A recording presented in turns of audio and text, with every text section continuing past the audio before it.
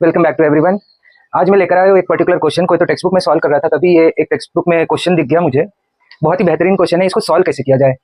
क्या दिया हुआ है? ABCD एक स्क्वायर है और ये जो एक सर्कल है इसके अंदर ये दोनों साइड को टच कर रहा है। मतलब क्या हो गया, AD और ये DC जो है वो टेंजेंट, और एक साइड को टच कर रहा है, ये डायगोनल है, डायगोनल को भी टच कर रहा है पॉइंट E।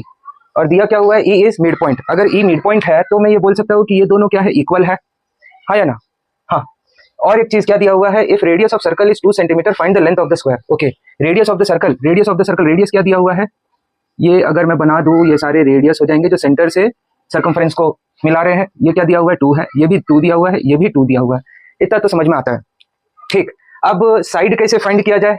एक चीज ध्यान दो यहाँ पर, अगर ये पॉइंट है A और A पॉइंट से एक ही सर्कल की तरफ दो टेंजेंट बनाया हुआ है, तो एक एक्सटर्नल पॉइंट से अगर एक कॉमन सर्कल को दो टेंजेंट अगर बनते हैं तो वो दोनों टेंजेंट की जो लेंथ होती है ये दोनों क्या हो जाएगी, same.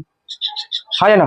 In the same way यहाँ पर भी अगर मैं देखूँ EC और GC एक ही पॉइंट से बना हुआ है, एक्सटर्नल पॉइंट C एक ही सर्कल की तरफ टेंजेंट बनी हुई है, तो मैं क्या बोल सकता हूँ, ये भी और ये दोनों क्या हो जाएगा, सेम। ठीक। और एक बात यहाँ पर, अगर मैं बोलता हूँ ये क्या है, 2, ये 2 और ये दोनों, ये एक रेक्टेंगल बन सकता है क्या? ये 90 डिग्री है क्योंकि ABCD क्या है, स्क्वायर है। ठीक, ये दोनों भी सेम है, ये भी 90 डिग्री हो जाएगी क्योंकि रेडियस और टेंजेंट के बीच में क्या होता है, 90 डिग्री का एंगल। जिस पॉइंट पे टच करे ये भी 90 डिग्री हो जाएगी, तो ऑटोमेटिकली ये मैं बोल सकता हूँ 90 डिग्री है। अब ये क्वाड्रिलेटरल में सारे 90 डिग्री है और एडजेसेंट साइड जो है वो सेम है, तो मैं बोल सकता हूँ ये एक छोटा स्क्वायर हो गया।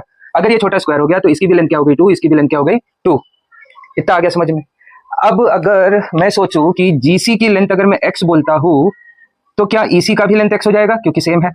अब क्योंकि E एक सेंटर है AC का, तो अगर ये x है तो ये भी x हो जाएगी। हाँ या ना? अब अगर ये x है तो ये भी x हो जाएगा। ठीक, अब देखते हैं कुल मिला के रिलेशन क्या है। डायग्राम पे आधा प्रॉब्लम सॉल्व हो गया। अब रिलेशन क्या है, अगर मैं बड़ा ट्रायंगल देखूं, बड़ा ट्रायंगल कौन सा, ADC, इस बड़े ट्रायंगल में क्या मैं ये बोल सकता हूं कि मेरी जो एंगल ADC है ये 90 डिग्री है। हाँ या ना? तो ये एक राइट एंगल ट्रायंगल हो गया, जहां पर मैं ये बोल सकता हूं AC इज व्हाट, हाइपोटेन्यूस। हाँ या ना? ये अगर हाइपोटेनियस हो गया तो कुल मिलाकर के मैं क्या बोल सकता हूँ कि मेरा जो हाइपोटेनियस का स्क्वायर है वो क्या हो जाएगा, AD का स्क्वायर प्लस DC का स्क्वायर। अब क्या वैल्यू पता है हमें, कौन सी वैल्यू पता है? AC की वैल्यू क्या हो जाएगी, x प्लस एक्स, तो x प्लस एक्स तो हो जाएगा 2x का स्क्वायर।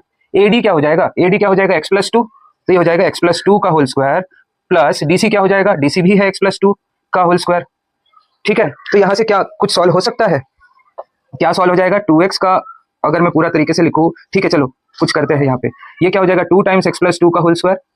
हाँ या ना? अगर इसकी स्क्वायर रूट ली जाए तो क्या हो जाएगा हमारे पास, 2x is equals to √2 times x plus 2। ये सर नो, ये भले एक बात है कि ये प्लस माइनस आ जाएगा तो एक दूसरा कंडीशन लेके भी उसको सॉल्व कर सकते हैं। एक कंडीशन में सॉल्व कर रहा हूँ, क्या इधर आगे अगर मैं सॉल्व करूँ तो 2x इज इक्वल टू, अगर अंदर मल्टीप्लाई किया जाए तो